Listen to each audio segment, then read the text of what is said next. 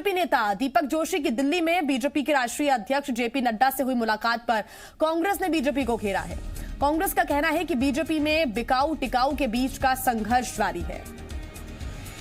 दीपक जोशी ने इसकी शुरुआत कर दी है। मंत्रिमंडल विस्तार में भी सीनियर नेताओं को दरकिनार किया गया। मध्य प्रदेश के बीजेपी नेताओं में नाराजगी बढ़ती जा रही है और ये दिल्ली तक पहुंच गई है। तो वहीं बीजेपी ने कांग्रेस के हमले का जवाब दिया है। बीजेपी का कहना है कि हमारे यहां कोई भी किसी भी वक्त पार्टी नेतृत्व से मिलकर अपनी बात रख सकता है। कांग्रेस में तो कमलनाथ मुख्यमंत्री होते हुए विधायकों से नहीं मिलते थे।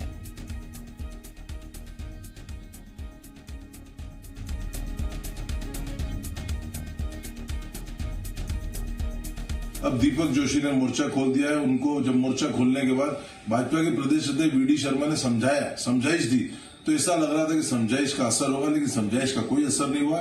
दीपक जोशी पहुंच गए भाजपा के राष्ट्रीय अध्यक्ष के पास, जेपी नड्डा के पास शिकायत लेकर। अब ये लड़ाई दिल्ली तक पहुंच गई है और आगे आगे देखिए इसके परिणाम और सामने आएंगे। आदरणीय दीपक जोशी जी राष्ट्रीय अध्यक्ष माननीय जेपी नड्डा जी से मुलाकात किए हैं, तो इसमें कोई नया अचरज भरा वाला मामला नहीं है। इस संवाद की प्रक्रिया भारतीय जनता पार्टी में लगातार चली है। नहीं है कि कमलनाथ जी मुख्यमंत्री रहते हुए भी अपने मंत्रियों से चलो चलो चलो चलो की बात करते रहे। तो बीजेपी कांग्रेस के बीच अब निशाना साधने की जो सियासत है वो हो रही है। आरोप एक दूसरे पर ये लगाए जा रहे हैं कि दोनों ही पार्टियों के बीच सब कुछ ठीक नहीं है। तो वहीं बीजेपी का ये तर्क है कि कोई भी दिक्कत अगर किसी भी कार्यकर्ता को या फिर बीजेपी के किसी भी नेता को होती है तो वो सीधे आला कमान से या नेतृत्व से संवाद करने के लिए बिल्कुल फ्री है। वो जा सकता है, अपना संवाद कर सकता है। तो वहीं ये निशाना भी साधा गया है कांग्रेस की तरफ से कि पार्टी के अंदर सब कुछ ठीक नहीं है और टिकाऊ बिकाऊ की जो राजनीति है वो कहीं ना कहीं बीजेपी के अंदर चल रही है। बीच जो संघर्ष है टिकाऊ बिकाऊ का वो बीजेपी में अभी चल रहा है। ज्यादा जानकारी के साथ जी मीडिया संवाददाता विवेक पटैया हमारे साथ जुड़ गए हैं। विवेक, हमने देखा पिछले दिनों कई कांग्रेस के विधायक कांग्रेस छोड़कर बीजेपी में शामिल हुए। बीजेपी के पास कई ऐसे मौके रहे जब कांग्रेस को निशाना बनाया गया और कहा गया कि तालमेल की कमी आपकी पार्टी के अंदर है। कांग्रेस के जो विधायक हैं उनकी कोई सुनता नहीं है, उनकी मुख्यमंत्री नहीं सुनते हैं। लेकिन अब ऐसा लग रहा है कि कांग्रेस के पास भी इतने बड़े मौके आ रहे हैं कि वो लगातार निशाने साध रही है। चाहे दीपक जोशी हो, रघुनंदन शर्मा हो, ये तमाम ऐसे दिग्गज हैं बीजेपी के अंदर जो कि नाराज बताए जा रहे हैं और इसका पूरा फायदा कांग्रेस भी उठा रही है। और यही वजह है कि अब कांग्रेस के पास ही पूरा मौका है बीजेपी पर निशाना साधने का।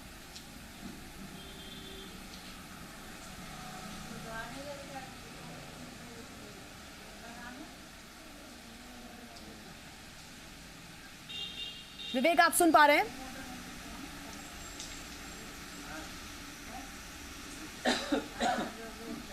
चलिए विवेक से एक बार फिर जुड़ने की हम कोशिश करेंगे। फिलहाल कांग्रेस के पास एक बड़ा मौका आया है बीजेपी को घेरने का। के बहाने कांग्रेस को एक मौका मिला है बीजेपी की फूट को दिखाने का कि बीजेपी में सब कुछ ठीक नहीं है।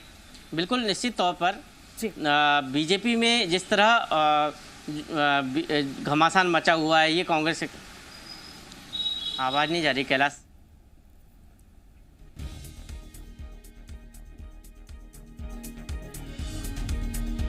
बिल्कुल, हमारे संवाददाता विवेक पटैया हमारे साथ लगातार जुड़े हुए हैं। विवेक, आप अपनी बात पूरी करें। फिलहाल दर्शकों को हम ये बताते हैं कि बीजेपी में सब कुछ ठीक नहीं है, कांग्रेस में सब कुछ ठीक नहीं है। ये दोनों ही पार्टियां एक दूसरे पर आरोप लगा रही हैं। बीजेपी में बिकाऊ टिकाऊ के बीच संघर्ष जारी है, ये कांग्रेस का कहना है। विवेक,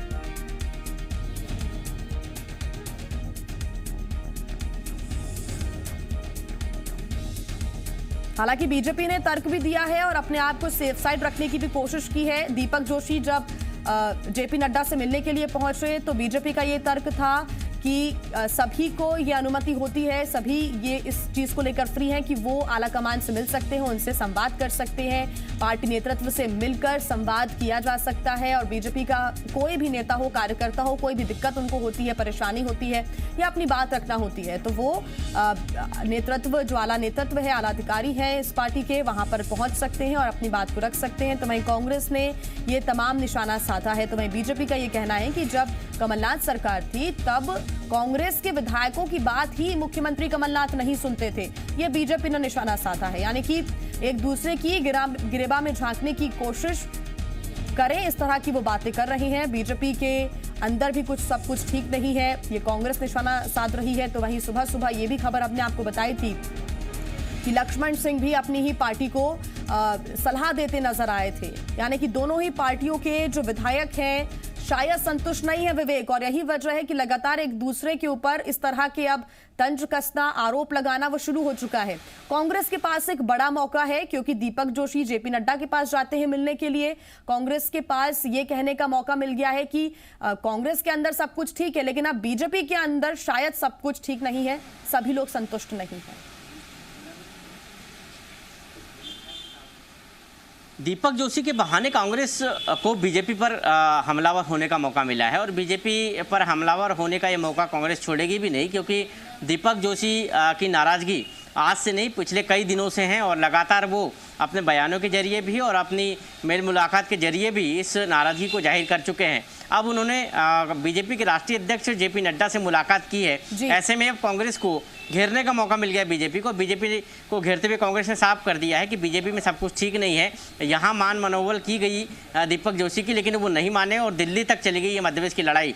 मतलब उन्होंने कहा कि मध्य प्रदेश की बीजेपी के नेताओं की जो लड़ाई है उसकी शिकायत दिल्ली पहुंच चुकी है, जेपी नड्डा के पास पहुंच चुकी है। ये कांग्रेस ने तंज कसा है नरेंद्र सलूजा ने। वहीं बीजेपी इसको एक आंतरिक संघर्ष तो देखने को मिल रहा है। दोनों ही पार्टियों के कई ऐसे नेता हैं जो कि असंतुष्ट मध्य प्रदेश के अंदर नजर आते हैं। सुबह लक्ष्मण सिंह की खबर आती है कि वो अपनी ही पार्टी को सलाह दे रहे हैं, नाराजगी है। कांग्रेस के कई विधायक कांग्रेस छोड़कर बीजेपी में शामिल हो जाते हैं। विधायक, अगर हम बीजेपी के विधायकों की बात करें और दिग्गज नेताओं की बात करें तो वो भी फिलहाल नाराज है। उपचुनावों के पहले अगर इतनी ही नाराजगी दोनों ही पार्टियों के अंदर देखने को मिलती है तो मजबूत रणनीति के साथ भी आना पड़ेगा सामने। निश्चित ही दोनों ही पार्टियां एक दूसरे पे भरे आरोप प्रत्यारोप लगाए, लेकिन घर में सब कुछ ठीक ठाक नहीं है। घर के बर्तन यदि बजने लग जाए तो मतलब साफ है कि घर में सब कुछ ठीक ठाक नहीं चल रहा है, और यही हालात बीजेपी के भी है और यही हालात कांग्रेस के हैं। भले ही बीजेपी ने सरकार बनाई है मध्य प्रदेश में, कांग्रेस के विधायक बीजेपी में आए और इस्तीफा दिया और उसके बाद सरकार बनाने की स्थिति में बीजेपी आई, लेकिन उनके आने से मध्य प्रदेश के वो नेता जो स्थापित थे, जिन क्षेत्रों से उन्होंने प्रतिद्वंदी के तौर पर उनको चुनाव हराया, उन्हीं नेताओं के साथ अब उनके क्षेत्र में प्रचार करना और उनके चुनाव में उनके लिए वोट मांगना, ये नागवार गुजर रहा है बीजेपी के नेताओं का। और इसी में से एक है दीपक जोशी, जो पूर्व मुख्यमंत्री के बेटे भी हैं और हाटपिपलिया से एक लंबे समय से वो चुनाव लड़ते आए हैं। ऐसी स्थिति में उनकी सीट से यदि मनोज चौधरी चुनाव लड़ रहे हैं तो कहीं ना कहीं दीपक जोशी को अपना राजनीतिक भविष्य जो है अंधकार में दिख रहा है, और यही कारण है कि वो जेपी नड्डा से मुलाकात करने पहुंच गए।